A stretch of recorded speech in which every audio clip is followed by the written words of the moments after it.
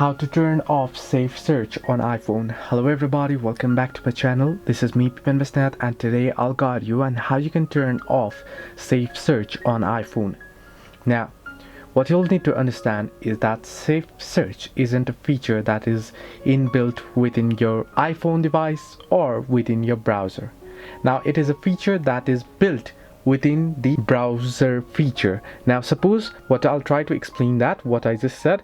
Suppose what you need to do is, if you open up the particular Safari there on your iPhone, right, and you search in for Google, and now you're trying to search in and surf on Google, then safe search is a feature that is built within this feature here within the surfer. How you can turn it off? You can simply open up certain browser on your Safari that you're trying to surf on. Now you can see here I'm on Google. Suppose you're on Google, then you want to tap on the hamburger icon here. You want to head into its settings. So I'll tap on hamburger icon there, and you can see there the safe search is on.